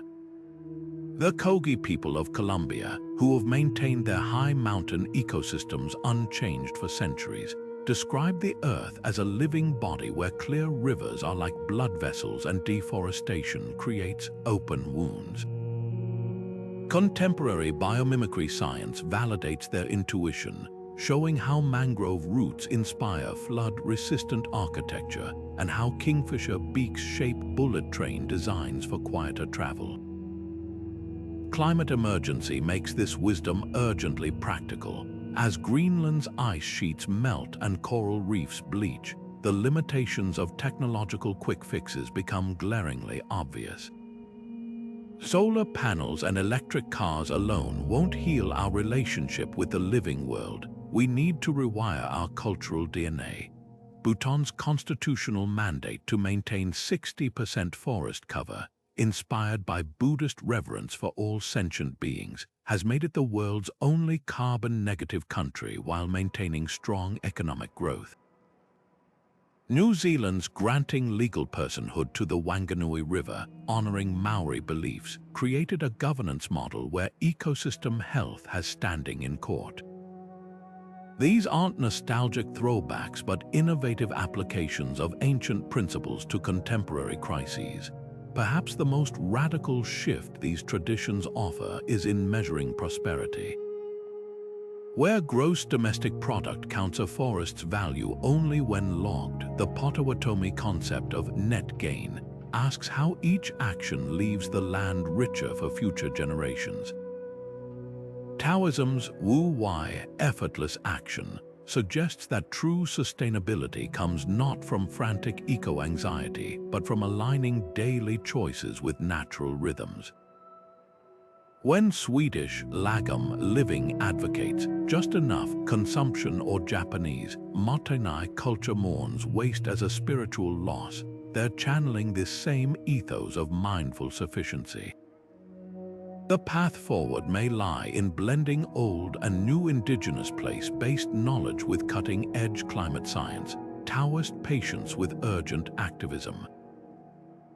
Young farmers are reviving the Three Sisters planting method: corn, beans, squash that Native Americans perfected over millennia, finding it outproduces industrial agriculture during droughts. Urban planners are designing sponge cities, using ancient Chinese water management principles to prevent flooding. These hybrids point toward a future where environmental ethics aren't imposed from above but cultivated from within, where saving the planet begins with remembering we never left it. When self-driving cars calculate who to protect in a crash, pedestrians or passengers, they're not just processing data, they're wrestling with Aristotle's virtue ethics in binary form. The infamous trolley problem, once a thought experiment in philosophy classrooms, now keeps AI engineers awake as they program decision trees for autonomous vehicles. Ancient questions about justice and moral responsibility have become lines of code, with Plato's dialogues echoing through Silicon Valley conference rooms where teams debate how to embed fairness into machine learning models. This isn't academic navel-gazing when facial recognition systems misidentify people of color more often, or lone algorithms discriminate by zip code. What's at stake isn't just technical glitches but 2,000-year-old debates about what equality really means. The sudden collision between ancient wisdom and artificial intelligence reveals something startling. You can't automate ethics. When Google's AI ethics board imploded over conflicting values, it exposed how even tech giants need philosophical frameworks to navigate dilemmas no amount of data can resolve. Teams now consult Kant's categorical imperative, act only according to maxims that could become universal laws, when designing chat filters to balance free expression with harm prevention. Chinese tech firms blend Confucian harmony principles with Western transparency demands, creating hybrid governance models that would baffle either tradition alone. The most advanced neural networks still can't answer whether optimizing for engagement and thus profits justifies algorithms amplifying outrage. That requires the kind of wisdom Aristotle called phronses, or practical moral reasoning. Look closer at any major tech controversy, and you'll find ancient philosophy hiding in plain sight. Social media's addiction mechanics. They exploit Epicurean insights about kinetic versus static pleasure, trading lasting fulfillment for dopamine hits. Cryptocurrencies' decentralized ideals, straight from Taoist concepts of emergent order and Stoic self-governance. Even the metaverse's promise of digital utopia replays Plato's allegory of the cave. Are we trading sunlight for shadows when virtual worlds feel more compelling than physical ones? What's emerging is a new kind of philosopher-engineer hybrid. Stanford's computer science department now requires ethics courses tracing from Aristotle to Rawls. AI researchers cite the Bhagavad Gita's teachings on intention when discussing autonomous weapons. In Seoul, Buddhist monks collaborate with robotics labs to design compassionate care bots. This interdisciplinary collision is birthing unprecedented solutions like virtue ethics for AI, where systems are trained not just on what decisions to make, but what kind of moral character to emulate over time. The lesson isn't that we need philosophers programming Python, but that every technological choice is ultimately a humanistic one. When Twitter's algorithms prioritize healthy conversations, they're making Aristotelian judgments about what constitutes flourishing discourse. Apple's privacy features embody Locke's theories of personal sovereignty. Even blockchain's trustless systems secretly rely on Hobbesian assumptions about human nature. The machines won't save us from hard choices, they're mirrors, amplifying age-old questions about who we are and what we value. As we delegate more decisions to algorithms, we're not escaping philosophy. We're encoding it into the infrastructure of civilization itself. Yoga's downward dog isn't just a stretch, it's a 3,000-year-old rebellion against the idea that bodies and minds are separate. Long before neuroscientists mapped the vagus nerve's role in stress relief, Indian sages were designing asanas to quiet the nervous system. Threading breath with movement in patterns modern science now confirms reduced cortisol levels. But here's what gets lost in translation. The original Sanskrit sutras didn't call it exercise. The word yoga means union, a radical insistence that bending your spine and calming your thoughts aren't different tasks, but interwoven threads of the same practice. Fast forward to today's wellness influencers preaching mind-body connection, and you realize they're not innovating. They're echoing what yoga's etched onto palm leaves centuries ago. Hippocrates' famous decree, "Let food be thy medicine," wasn't just about eating vegetables. The father of Western medicine prescribed barley water for inflammation and honey for wounds, but his deeper insight was about context, that healing requires aligning diet, environment, and mental state. Modern functional nutrition finally catches up, with gastroenterologists prescribing fermented foods for gut-brain axis health and psychiatrists designing antidepressant diets rich in omega-3. Yet ancient Greek and Ayurvedic healers would nod knowingly. They mapped food's guna qualities and dosha constitutional effects millennia before we coined personalized nutrition. The real shift isn't in the science, but in our willingness to listen. Wellness culture often misses the forest for the superfoods. Traditional Chinese medicine never treated a liver in isolation. It considered emotions. Anger stagnates Kai. Season's spring is for liver detox. Even the time of day, 1-3 a.m. is liver hour. Compare this to today's fragmented approach. Fitness apps track steps but ignore sleep. Meditation podcasts ignore nutrition. The ancients' true innovation was systemic thinking, recognizing that a stiff shoulder might stem from repressed grief, per Hildegard of Bingen's medieval medicine, or that loneliness could manifest as digestive issues, as Ayurveda proposed. Modern functional medicine rediscovers this daily, finding that resolving IBS often requires addressing anxiety first. What set these traditions apart wasn't their techniques, but their intentions. Roman bathhouses weren't just spas, they were social equalizers where senators and slaves sweated side by side, blending hygiene with community. Japanese Shinrin-yoku forest bathing wasn't a productivity hack but a ritual to dissolve the illusion of separation from nature. Even the Native American sweat lodge's heat served a spiritual purpose, to purge not just toxins but harmful thoughts.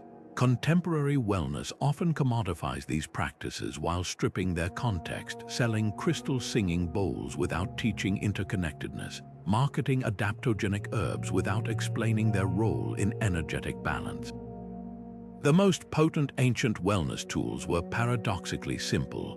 Benedictine monks practicing ora et labora prayer and work stumbled upon what we now call circadian rhythm alignment, rising with the sun, eating at fixed times, alternating mental and physical tasks. Modern chronobiology confirms this stabilizes everything from blood sugar to serotonin. Similarly, the Aboriginal practice of dadiri, deep, attentive listening, has been shown to lower heart rates more effectively than guided meditation apps. These weren't elaborate protocols, they were lifestyle design principles, recognizing that health isn't a project, but a byproduct of harmonious living.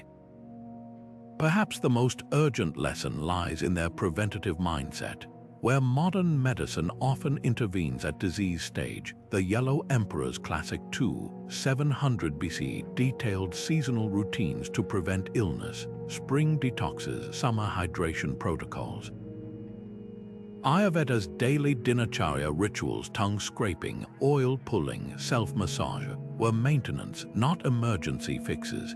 This shift from crisis care to daily stewardship explains why blue zones regions with centenarian populations still follow ancestral patterns. Okinawans eating until 80% full, Sardinians walking mountainous villages daily. Their secret isn't exotic, it's the mundane, practiced consistently across lifetimes. Wellness, then, wasn't a trend to these traditions. It was wisdom passed through generations like a baton. When you unroll a yoga mat tonight or sip bone broth tomorrow, you're not just following a fad. You're joining a conversation that began when the first healer noticed that true vitality blooms where body, community, and purpose meet. And that's a prescription no algorithm can optimize. Greek tragedies didn't just entertain, they staged life's most agonizing moral puzzles under the open sky. When Oedipus gouged out his eyes upon discovering he'd fulfilled the prophecy he tried to escape, audiences didn't witness mere drama. They confronted the terrifying gap between human agency and cosmic design. That same tension pulses through today's box office hits. The Matrix trilogy's exploration of simulated reality owes as much to Plato's cave as it does to cyberpunk aesthetics. What makes these stories endure isn't their shock value, but their uncanny ability to make abstract philosophical dilemmas visceral. The camera lingers on Neo's face as he chooses between the red and blue pill, and suddenly Descartes' brain in a vat thought experiment becomes a heartbeat you can feel in your throat. Turn from screens to scrolls, and you'll find Zen monks practicing philosophy with brushstrokes rather than syllogisms. Their ink paintings of crooked pines or half-finished bamboo stalks weren't attempts at botanical accuracy, but lessons in wabi-sabi, the beauty of imperfection and transience. A single deliberate drip of ink trailing down the page wasn't a mistake. It was a visual koan jolting viewers into recognizing that control is an illusion. Modern abstract expressionists like Cy Twombly channel this same spirit when their canvases blur the line between accident and intention, asking whether meaning emerges from planning or surrender. Literature's greatest power lies in letting readers live countless philosophical lives. Dostoevsky's Crime and Punishment turns Kant's categorical imperative into a pounding heartbeat as Raskolnikov wrestles with his conscience after murder. Contemporary novels like The Overstory by Richard Powers make deep ecology tangible by weaving human stories with the silent consciousness of trees, giving voice to philosophies that might otherwise remain academic. Even dystopian fiction carries this torch. The Hunger Games trilogy serves as a brutal allegory for Rawls' veil of ignorance, showing how arbitrary birth circumstances shape moral choices when survival is at stake. Music distills complex philosophies into vibrations that bypass rational thought entirely. Bach's fugues mirror Leibniz's belief in a mathematically harmonious universe, their interlocking melodies proving order and beauty can coexist. John Cage's 4:33 of Silence wasn't a prank but a Zen challenge to reconsider what music, and by extension, existence, really is. Today's protest anthems, from Kendrick Lamar's intricate narratives to BTS's lyrical explorations of self-acceptance, continue philosophy's oldest function, giving form to collective anguish and hope. The magic happens when art doesn't just illustrate philosophy but advances it. Margaret Atwood's The Handmaid's Tale didn't merely depict patriarchy, it exposed how language itself can become a tool of oppression, anticipating Foucault's theories by decades. Hayao Miyazaki's animated films like Princess Mononoke don't just entertain children, they immerse viewers in Shinto-inspired worldviews where rivers have spirits and humans aren't nature's masters. These creators don't footnote their influences, they digest entire philosophical traditions and birth something new, proving that truth resonates most when it's felt rather than just understood. This enduring marriage between art and wisdom reveals a profound truth. The big questions aren't meant to stay locked in lecture halls. They belong in the messy, glorious arena of human experience, in the darkened theater where a film's climax makes your palms sweat, in the novel that keeps you awake questioning your own moral compass, in the song that articulates an ache you couldn't name. Philosophy at its best doesn't just make us think, it makes us live differently, and that's why artists will always be our most essential philosophers. They don't just tell us about the human condition. They make us feel it in our bones. Globalization didn't just reshape trade routes, it quietly rewired the world's collective consciousness, sending ancient wisdom spiraling across continents in ways its original teachers could never have imagined. Picture a Tokyo salaryman practicing Stoic journaling beside his morning matcha, or a Brazilian surf instructor leading a Buddhist meditation circle at sunset. These aren't contradictions but evidence of philosophy's fluid genius, its ability to adapt without losing its essence, like tea leaves steeping differently in new waters yet still offering the same vital nourishment. What's fascinating is how these traditions evolve when they cross borders. The Stoicism that thrives in Japan today isn't identical to Marcus Aurelius' meditations. It's been filtered through Zen's emphasis on presence, creating a hybrid that helps overworked engineers endure 80-hour weeks without losing their humanity. Similarly, Brazilian Buddhism absorbed the rhythmic spirituality of Candomblé, turning Vipassana retreats into drum-accompanied journeys where mindfulness meets carnival's pulsing energy. This isn't dilution, it's alchemy. When Nigerian entrepreneurs blend Yoruba proverbs with Aristotelian logic to navigate startup challenges, or when Swedish schools incorporate indigenous Sami mindfulness techniques into classrooms, they're proving that wisdom grows richer when it travels. The mechanisms behind this exchange reveal deeper truths about human needs. Digital nomads carry Eckhart Tolle's books to Bali, only to discover locals have practiced his power of now principles for centuries through Hindu Balinese rituals. Cognitive behavioral therapy manuals translated into Mandarin find eager readers who recognize parallels with Taoist concepts of emotional flow. Even the Silicon Valley obsession with neurohacking has roots it often ignores. Ayurvedic scholars were mapping the mind-body connection millennia before biohackers coined the term. The most profound ideas aren't being discovered so much as rediscovered. They're universal truths echoing back to us through different cultural lenses. This blending also corrects historical blind spots. Western philosophy long marginalized African Ubuntu philosophy, I am because we are, yet its emphasis on communal identity now informs everything from Canadian healthcare to New Zealand's environmental policies. Confucian respect for elders, once dismissed as antiquated in individualistic societies, gains fresh relevance as aging populations force nations to rethink elder care. Even the Greek concept of philoxenia, love of strangers, is experiencing a revival among urban hosts and refugee aid workers, proving that ancient hospitality ethics can heal modern fractures. The future belongs to these philosophical remixes. A Berlin tech startup runs meetings using a hybrid of Viking moot circles and agile methodology. Chilean miners study both Epictetus and Mapuche earth wisdom to cope with deep earth stress. Bhutan's Gross National Happiness Index merges Buddhist contentment metrics with Scandinavian welfare models. What unites them is the recognition that no single tradition holds all the answers, but together they form a mosaic of human resilience. Perhaps the most hopeful sign is how youth movements are embracing this borderless wisdom. Gen Z activists quote the Stoic Musonius Rufus on climate perseverance while organizing like Gandhi. K-pop stars cite Rumi in lyrics about self-love that top global charts.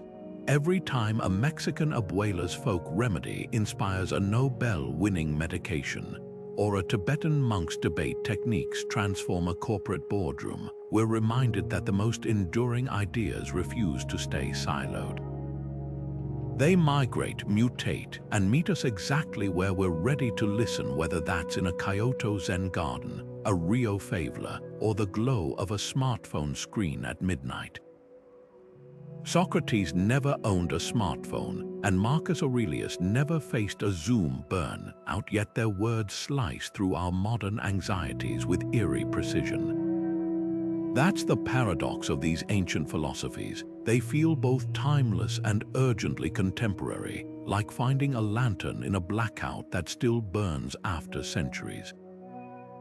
Take Stoicism's resurgence in Silicon Valley. When a startup founder reads Epictetus between pitch meetings, it's not about romanticizing the past, it's about arming yourself with mental frameworks that outlast any app update or market crash.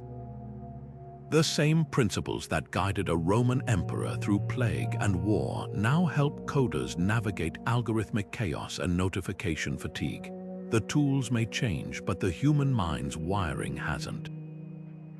This isn't passive nostalgia, it's active adaptation. Confucius' teachings on social harmony shape how Chinese tech giants design team dynamics, while Japanese CEOs apply Zen principles to decision-making, valuing clarity over speed. Even the mindfulness apps on your phone repackage Buddhist meditation techniques with neuroscientific validation, proving that ancient practices can thrive in modern contexts when we honor their essence while shedding outdated trappings. The Bhagavad Gita's advice to act without attachment to results might sound mystical until you see it reframed in productivity blogs as focus on effort, not outcomes, the same wisdom wearing different clothes. What makes these traditions endure isn't dogma, but their transformative flexibility. A single passage from Seneca can comfort a grieving widow, inspire a prisoner of war, and motivate a burnout consultant, all in different centuries. The Tao Te Ching's sparse verses about water's resilience have guided everyone from 7th century poets to 21st century civil rights activists, each finding fresh relevance in its metaphors. This mutability is their superpower. They're not instruction manuals, but compasses that keep working even when the terrain shifts. Your daily life already vibrates with these echoes. That moment you pause before reacting angrily to a text, that stoic pause, when you unplug for a walk to clear your head, that's Taoist Wu-Wei in action. Even your frustration with superficial small talk channels Socrates' hunger for meaningful dialogue. These aren't historical footnotes, they're living responses to the eternal question, how do we live well amid chaos? The invitation now is to move beyond appreciation to participation.